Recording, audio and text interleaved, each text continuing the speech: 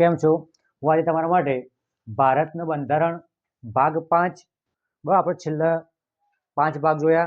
બરાબર ભાગ 1 સંઘ અને તેનું રાજ્યક્ષેત્ર, ભાગ 2 નાગરિકતા, ભાગ 3 મૂળભૂત અધિકારો, ભાગ 4 માર્ગદર્શક સિદ્ધાંત અને ભાગ 5 આપણે છેલ્લે રાષ્ટ્રપતિ જોયું. બરાબર હવે એ જ કારોબારીનું બીજું પદ એટલે ઉપરાષ્ટ્રપતિ.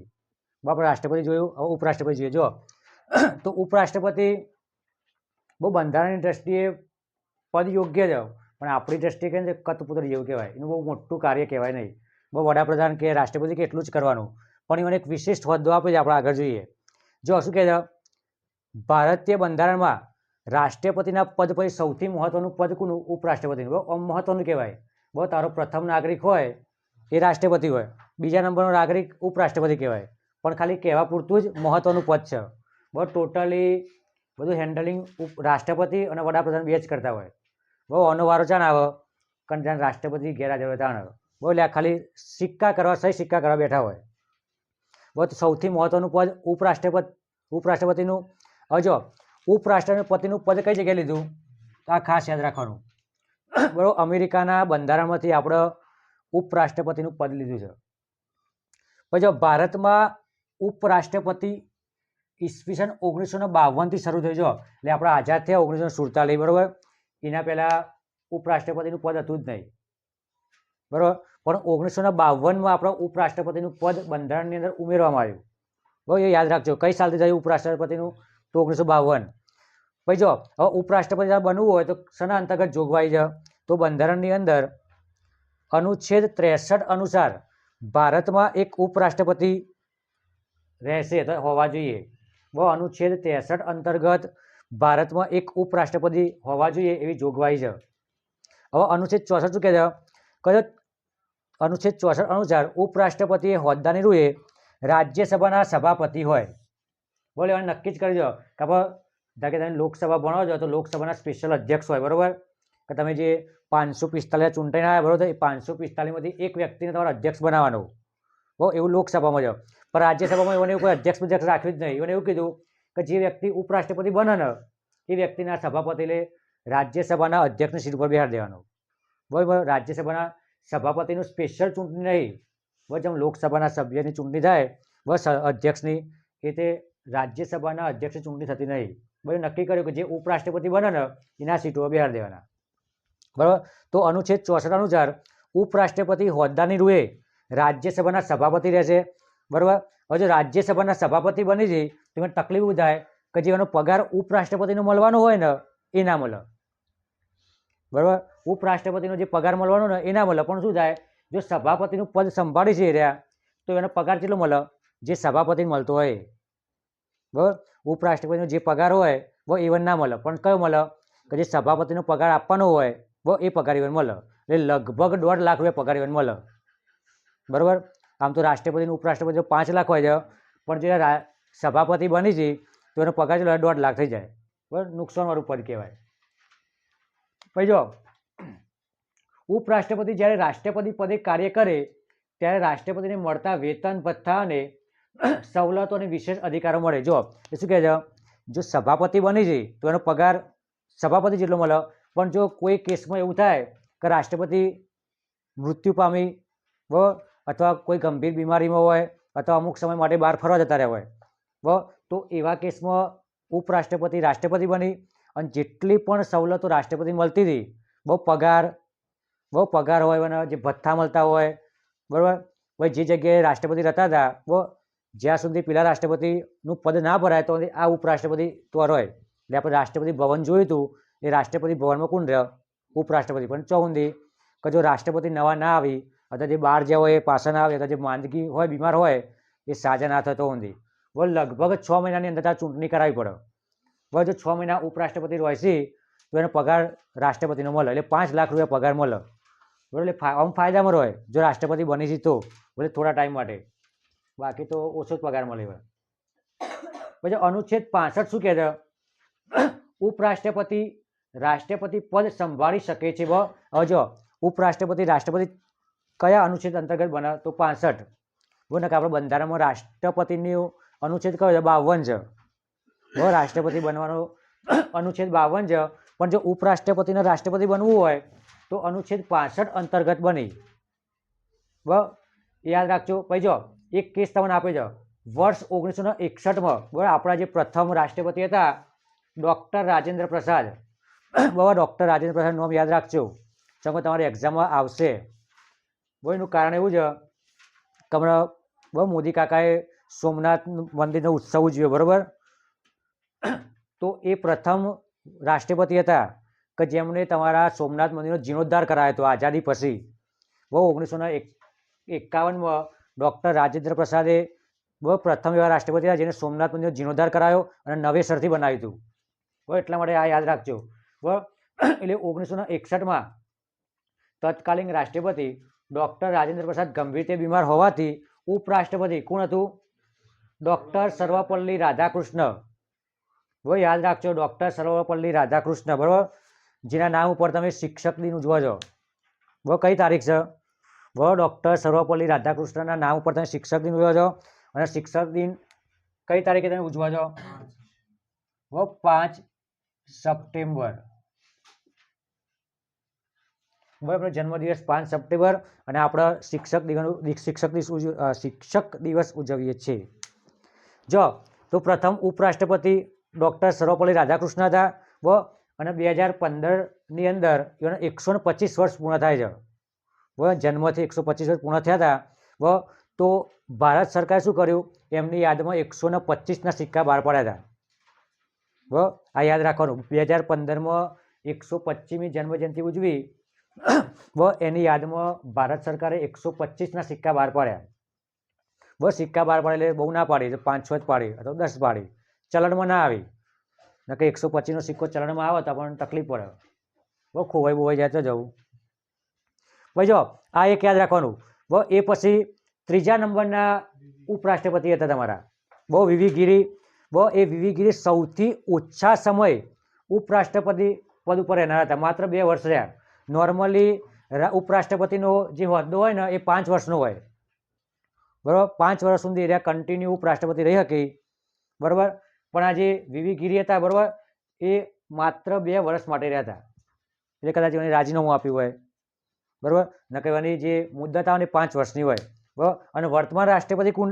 વર્તમાન ઉપરાષ્ટ્રપતિ કોણ છે? બહુ જો તમારા રાષ્ટ્રપતિ દ્રૌપદી મુર્મુ છે તો ઉપરાષ્ટ્રપતિ કોણ છે? કેસી રાધાકૃષ્ણ છે. બરાબર, હા, કેસી રાધાકૃષ્ણ છે. તો તમે જોઈ લેજો, રાધાકૃષ્ણ મને યાદ છે નહીં અટક. બરાબર, રાધાકૃષ્ણ છે અને એ તમારા 15મા ઉપરાષ્ટ્રપતિ છે. બરાબર, અને એટલા માટે યાદ રાખવાનું કે હમણાં જ બન્યા. બરાબર, 2025ના એન્ડિંગમાં એરા બન્યા. સપ્ટેમ્બર કે ઓક્ટોબરની અંદર એને શપથ લીધા હતા.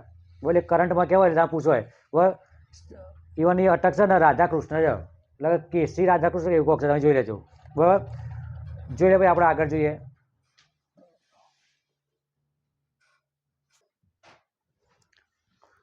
જો આપણે ઉપરાષ્ટ્રપતિની લાયકાત જોઈએ તો ઉપરાષ્ટ્રપતિ પહેલાં તો ભારતના નાગરિક હોવા જોઈએ. બરાબર, નોર્મલી દરેક બધા કોઈ પણ ચૂંટણીમાં ઉભરવું હોય તો એવું યાદ રાખો તમે ભારતના નાગરિક હો તો તમે ઉભા રહી શકો. જો તમે બાંગ્લાદેશથી આવ્યા હોય તો તમે ચૂંટણીમાં ઝંપલાવી શકો નહીં. બરાબર, એ સિવાય રાષ્ટ્રપતિ અથવા ઉપરાષ્ટ્રપતિ બંને બનવા માટે તમારે યાદ રાખવાનું 35 વર્ષની ઉંમર હોવી જોઈએ. 3 જ એવા પદ છે કે જેના માટે 35 વર્ષની ઉંમર આવે તારા બંધારણમાં. બરાબર, એક તારા રાષ્ટ્રપતિ, ઉપરાષ્ટ્રપતિ અને ન્યાયાધીશ. બરાબર, સર્વોચ્ચ અદાલતના ન્યાયાધીશ હોય કે વડી અદાલતના ન્યાયાધીશ. બરાબર, એ બધું બનવા માટે તમારે 35 વર્ષ પૂરા હોવા જોઈએ. એટલે ઉપરાષ્ટ્રપતિ તારે ફોર્મ ભરવું છે ઉપરાષ્ટ્રપતિનું તો તારે 35 વર્ષ પૂરા હોવા જોઈએ. બરાબર, એ સિવાય જો રાજ્યસભાના સભ્ય તરીકે ચૂંટવાની લાયકાત ધરાવતો હોવો જોઈએ. બરાબર, તમારા રાષ્ટ્રપતિ અને જો આપણે રાષ્ટ્રપતિ બનતા હતા બરાબર તો રાષ્ટ્રપતિ શું હતું? લોકસભામાં ચૂંટણી આવવું પડે તમારે. બરાબર, તમે રાષ્ટ્રપતિ બનતા હતા તો તમારે લોકસભામાં ચૂંટણી આવવું પડે. પણ જો તારે ઉપરાષ્ટ્રપતિ બનવું છે બરાબર તો તારી લાયકાત એટલી હોવી જોઈએ કે તમે ચૂંટણી ઉભા રહો અને રાજ્યસભામાં જીતીને આવો. બરાબર, રાજ્યસભામાં તમે જીતીને આવો એટલી લાયકાત તમારી હોવી જોઈએ. બરાબર, તો જ તમે ઉપરાષ્ટ્રપતિ બની શકો. અને એ સિવાય ચોથા નંબરનું માનસિક સ્થિતિ સારી હોવી જોઈએ. એટલે અસ્થિર મગજના ના હોવા જોઈએ. બરાબર, આપણે કોઈ ગોડાને ઉપરાષ્ટ્રપતિ બનાવી દઈએ તો તકલીફ થાય. બરાબર, એટલે અસ્થિર મગજ સારું હોવું જોઈએ. બહુ વારે ઘડીએ ના કરવાનો કોમ કરતા હોય, બહુ હસ કરતા હોય તો આ વ્યક્તિને ઉપરાષ્ટ્રપતિ ના બનાવાય, નકર તકલીફ થાય. બોલે માનસિક રીતે સ્વસ્થ હોવા જોઈએ, બોલે સ્થિતિ સારી હોવી જોઈએ. જો સ્થિતિ સારી હોવાનો મતલબ છે કે ગોડા બોડા નહીં, પણ સ્થિતિનો મતલબ છે કે રહ્યા યોગ્ય નિર્ણય લઈ શકી. બહુ માનસિક સ્થિતિ સારીનો મતલબ છે કે યોગ્ય નિર્ણય લઈ શકી. બધા કોઈ પૂછો નહીં નિર્ણય ના લો હોય, બહુ ધૂતરાશ જેવા હોય, બહુ તો નિર્ણય ના લઈ શકી. બહુ ધૂતરાશ નહીં કેટલી વખત સમજાય પણ એ કોઈ નિર્ણય તો નથી. એમાં મહાભારત થયું. બોલે માનસિક સ્થિતિ સારી હોવી જોઈએ, બસ કહેવાનો મતલબ એ. ભાઈ અનુચ્છેદ 66 અનુસાર બહુ કોઈ લાભનું પદ ધરાવતા ના હોય. જો લાભનું પદનો મતલબ કે ઉપરાષ્ટ્રપતિ બની છે બરોબર, તો એ સરકારી નોકરી ના કરતા હોવા જોઈએ અથવા બીજી કોઈ જગ્યાએ ચૂંટાઈને આવેલા ના હોવા જોઈએ. અને જો હોય તો એનું કરવું પડે, રાજીનામું મૂકવું પડે. બસ તો રાજીનામું મૂકી તો જ એનું પદ સ્વીકારવામાં આવે. બસ તો જ ફોર્મ ભરી શકી. પછી ચૂંટણી, એવાની ચૂંટણીમાં કોણ ભાગ લઈ શકે એટલું યાદ રાખજો. તો સંસદના બંને ગૃહના ચૂંટાયેલા સભ્યો જેટલા ચૂંટાઈને આવ્યા છે, લોકસભાના 545 સભ્યો અને 250 સભ્યો તમારા રાજ્યસભાના, બરાબર, આ બધા જ ભેગા થઈને એમને મત આપી શકે. એ સિવાય રાષ્ટ્રપતિ દ્વારા નિયુક્ત કરેલા કેટલા સભ્યો? 14 સભ્યો, બરાબર. 12 જે તમારા સભ્યો છે વિદ્વાનો, અભિનેતાઓ એવા સભ્યો અને 2 એંગ્લો ઇન્ડિયન, બરાબર. એવા 14 સભ્યો ચૂંટણીમાં ભાગ લઈ શકે. તો કોણ ના લઈ શકે? તો વિધાનસભાના સભ્યો. વિધાનસભાના સભ્યો એટલા માટે ના લઈ શકે કે વિધાનસભા કઈ જગ્યાએ આવી હોય? રાજ્યમાં આવી હોય. ગુજરાત રાજ્યના સભ્યો તો ઊભા થઈને વોટ આપવા જોઈએ તો તકલીફ પડે, બરાબર. એટલે વિધાનસભાના સભ્યો મત આપી શકે નહીં, બરાબર. ભાગ ના લે, ચૂંટણીમાં ભાગ ના લે. બાકી કોણ લે? સંસદના બંને ગૃહના ચૂંટાયેલા સભ્યો અને સિવાય રાષ્ટ્રપતિએ જે 14 વ્યક્તિઓને બેહાડ્યા, એ 14 વ્યક્તિઓ મત આપી શકે. પછી જો અહીંયા આગળ શું કહે છે? સૌ પ્રથમ ઉપરાષ્ટ્રપતિ બનવા યોગ્ય ઉમેદવારના નામનો પ્રસ્તાવ મતદાર મંડળમાં ઓછામાં ઓછા 20 સભ્યો એ મૂકેલો હોવો જોઈએ. કોઈ વ્યક્તિને ઉપરાષ્ટ્રપતિ બનવું છે, કે આપણે જાદુગરી બનાવવા હોય ઉપરાષ્ટ્રપતિ, તો પહેલાં શું કરવું પડે કે એમના નામનો પ્રસ્તાવ તારા 20 દિવસ પહેલાં, બરાબર, લોકસભા અથવા રાજ્યસભામાં પસાર કરવો પડે કે આ વ્યક્તિને અમે ઉપરાષ્ટ્રપતિ બનાવીએ છીએ. 20 સભ્યો મૂકી પ્રસ્તાવ કે આ વ્યક્તિને ઉપરાષ્ટ્રપતિ બનાવો છે, અને મૂકી એ સિવાયના બીજા 20 સભ્યો સમર્થન આપવા જોઈએ. એટલે પહેલા 20 જણાએ પ્રસ્તાવ મૂક્યો અને બાકીના જે બીજા 20 હોય એના સમર્થન આપી કે ના અમારે તો આ જ ઉપરાષ્ટ્રપતિ પદ જોઈ, તો એ ફોર્મ ભરી શકી. ભાઈ ઉપરાષ્ટ્રપતિ પદના ઉમેદવારને RBI બેંકમાં 15,000ની ડિપોઝિટ જમા કરાવવી પડે. રાષ્ટ્રપતિ અને ઉપરાષ્ટ્રપતિ બંનેને 15,000ની ડિપોઝિટ આવે. અને એ સિવાય જો લોકસભાના સભ્યો હોય, વડાપ્રધાન બનવું હોય, બરાબર, તો ત્યાં 6,000ની ડિપોઝિટ આવે. તમે એમને કોઈ ચૂંટણીમાં ભરો, તો તમારે 6,000 ભરવાના આવે. પણ જો તમારે રાષ્ટ્રપતિ કે ઉપરાષ્ટ્રપતિ બનવું છે તો તમારે 15,000 ભરવા પડે. અને જો તમે 15,000 ડિપોઝિટ કઈ જગ્યાએ જમા કરવાની? RBI, બરાબર, reserve bank of India. Reserve bank of India યાદ રાખજો 1 એપ્રિલ 1935માં સ્થાપના થઈ. RBIની સ્થાપના 1 એપ્રિલ 1935માં થઈ. એ બેંકમાં આપણે જમા કરાવવાના. અને એ યાદ રાખવાનું, તમારા ભારતીય અધિનિયમ 1935 અંતર્ગત આ RBI બેંકની રચના થઈ. એ બંધારણ અંતર્ગત આવે. જો 15,000 તમે ડિપોઝિટ ભરો છો, ચૂંટણીમાં ઊભા રહ્યા, પણ જો તમને 1/6 ભાગના મત ના મળી, બરાબર, કારણ કે 60 ઉમેદવારો 60 લોકોએ મત આપ્યા, તમે 6ઠ્ઠો ભાગ એટલે ઓછામાં ઓછા 10 વ્યક્તિ આપવા જોઈએ. જો 10 વ્યક્તિથી વધારે લોકો તમને વોટ આપે છે, તો તમારી ડિપોઝિટ તમને પાછી મળે, હારી જશો તો. પણ જો 1/6થી ઓછા મત મળી અને તમે હારી જવાના છો તો તમારી ડિપોઝિટ તમને પાછી ના મળે, જપ્ત થઈ જાય. સમજ થાય? RBI બેંકમાં જમા થાય. પછી એ તો જાય કે જાય સંચિત નિધિમાં જાય અથવા આકસ્મિક ફંડમાં જાય, જેમાંથી રાષ્ટ્રપતિનો એમાં પગાર થાય. એમાં RBI વાળા રાખીને કરે. પછી જો ઉમેદવાર કુલ મતના 51% મત, બરાબર, 50+1. અમુક વતારે એવું લખેલું છે 50+1 ઓપ્શન એવું લખેલા છે. 51% મત જો મળે તો વિજેતા ગણાય. આપણે જે કર્યું 545 સભ્યો અને પેલા 250, આ બધા સભ્યોમાંથી 51% મત મળી. આપણે ગણો 550 પેલા 250 800 સભ્યો હોય, 800 સભ્યોમાંથીના 50% એટલે 400, જો 401 સભ્યો વોટ આપો એટલે 51% છે, અથવા 410 રાખો. જો 410 જણા ઉપરાષ્ટ્રપતિને મત આપી દે, ઉપરાષ્ટ્રપતિ જીતી જાય છે, બરાબર, તો એ વિજેતા કહેવાય. બરાબર, પણ જો 399 મળી જાય મત તો એ હારેલા કહેવાય. બરાબર, એવું યાદ રાખજો. એટલે 51% મત મળવા જોઈએ જો તમે જીતવું હોય તો. ભાઈ જો અનુચ્છેદ 69 અંતર્ગત ઉપરાષ્ટ્રપતિને શપથ રાષ્ટ્રપતિ લેવડાવે, બરાબર, પણ એમાં કેવું છે, રાષ્ટ્રપતિની હાજરીમાં લેવાના હોય. આ બરોબર છે. અનુચ્છેદ 69 અંતર્ગત ઉપરાષ્ટ્રપતિના શપથ રાષ્ટ્રપતિ લેવડાવે, પણ રાષ્ટ્રપતિ કોઈ, બરાબર, પણ શપથ કોણ લેવડાવે? સુપ્રીમ કોર્ટના મુખ્ય ન્યાયાધીશ. બરાબર, પણ રાષ્ટ્રપતિ કોઈ કે શપથ લ્યો, બરાબર, પણ હાજર કોણ હોય? બીજું રાષ્ટ્રપતિ હોય અને સુપ્રીમ કોર્ટના મુખ્ય ન્યાયાધીશ હાજર હોય. બરાબર, એવાની રૂબરૂમાં એના શપથ લે.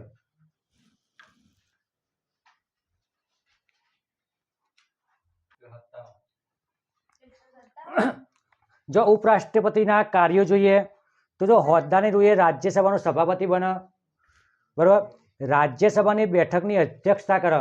બોલે જો સભાપતિ બને તો સ્વાભાવિક છે કે અધ્યક્ષતા કરે જ. પછી રાજ્યસભાની કાર્યવાહીનું સંચાલન કરવો. જે એક જ સદન ભરાયું હોય, બરાબર, એક જ રાજ્યસભાનું જે સંચાલન કરે, બરાબર, એ કરે. મોનિટર થઈ ગયું તમારું. પણ તમારે એવું યાદ રાખવાનું, જે વખત સંયુક્ત બેઠક ભરાય ને લોકસભાની રાજ્યસભાની, બરાબર, એ વખત બસ સંચાલન કોણ કરે? બરાબર, રાષ્ટ્રપતિ તો પહેલા પ્રસ્તાવ આલે, બરાબર, પણ એનું સંચાલન તમારે યાદ રાખવાનું લોકસભાના અધ્યક્ષ કરે. રાષ્ટ્રપતિની હાજરીમાં તો બેઠક ચાલુ થાય. પછી જો રાષ્ટ્રપતિની ગેરહાજરીમાં કાર્યકારી તરીકે ફરજ બજાવે, બરાબર. ઉપરાષ્ટ્રપતિએ પ્રસ્તાવ કે ખરડાના મતદાનમાં ભાગ લેતા નથી, પણ સરખા મતની સ્થિતિમાં નિર્ણાયક મત આપ્યો. કોઈ કાયદો બનવા માટે કોઈ ખરડો પસાર થયો હોય, બરાબર, અને જો ખરડામાં કમ્પ્લીટ 50% મત પડીને, બરાબર, તો એવા સમયે ઉપરાષ્ટ્રપતિ પોતાનો નિર્ણાયક મત આપો, બરાબર, તો હું કશું બોલવાનું નહીં. બરાબર, જો 50-50 થાય ને તો જ મત આપવાનો. બાકી જો કાયદેસર કોઈ જીતતું હોય તો મત નહીં આપવાનો. બરાબર, કટોકટીના સમયે એને પોતાનો મત આપી, બાકી ના હાલી. બધા એ યાદ રાખવાનું કે જો ખરડો, બરાબર, ખરડામાં મતદાન કરવાનું, જો સરખા મત પડીને તો એવી સ્થિતિમાં નિર્ણાયક મત કોણ આપો? તો ઉપરાષ્ટ્રપતિ આપો. બરાબર, કઈ જગ્યાએ? તો રાજ્યસભામાં. બરાબર, અને લોકસભામાં જો આવું નિર્ણાયક થાય ને, બરાબર, તો એ મત કોણ આપો? લોકસભાના અધ્યક્ષ. બરાબર, યાદ રાખજો. જો લોકસભામાં નિર્ણાયક મત હોય ને તો લોકસભાના અધ્યક્ષ આપી, અને જો રાજ્યસભામાં હોય ને તો ઉપરાષ્ટ્રપતિ આપી. પછી જો રાજ્યસભામાં સ્થગન પ્રસ્તાવ રજૂ થાય તો તે સ્વીકારવાનો કે ન સ્વીકારવાનો નિર્ણય ઉપરાષ્ટ્રપતિ લે. બસ સ્થગન પ્રસ્તાવનો મતલબ કે આપણી જે સભા ભરાઈ છે, બરાબર, એને બરખાસ્ત કરવી છે, કાગળનું સત્ર ચાલુ રાખવું છે, બરાબર, તે નક્કી કોણ કરે? ઉપરાષ્ટ્રપતિ નક્કી કરે કે ભાઈ હવે કાલથી બધા ના આવતા, બરાબર, અને ચાલુ રાખે તો એને ચાલુ રાખે. એવું નક્કી કોણ કરે? ઉપરાષ્ટ્રપતિ. ભાઈ જો તે કેન્દ્રીય યુનિવર્સિટીના કુલપતિ તરીકે પણ કાર્ય કરે છે. જેટલી પણ કેન્દ્રીય યુનિવર્સિટી હોય આપણા ભારતની અંદર, બરાબર, બધાના કુલપતિ કોણ કહેવાય? ઉપરાષ્ટ્રપતિ. અને તારે એવું યાદ રાખવાનું, જો રાજ્યમાં તમારી યુનિવર્સિટી છે, બરાબર, તમારા રાજ્યમાં કોઈ યુનિવર્સિટી છે તો એના કુલપતિ કોણ કહેવાય? રાજ્યપાલ. બરાબર, હોદ્દાની રૂએ રાજ્યપાલ રાજ્યના કુલપતિ કહેવાય યુનિવર્સિટીના. અને કેન્દ્રમાં કોઈ યુનિવર્સિટી હોય, બરાબર, તો એના કુલપતિ કોણ કહેવાય? ઉપરાષ્ટ્રપતિ. ડાયરેક્ટ એને પદ મળી જ જાય. હવે હોદ્દો ક્યારે ખાલી પડે? તો 5 વર્ષ પૂર્ણ થાય ઉપરાષ્ટ્રપતિને એટલે જગ્યા ખાલી કરવી પડે, કમાટ ટાઈમ પતી ગયો, બરાબર.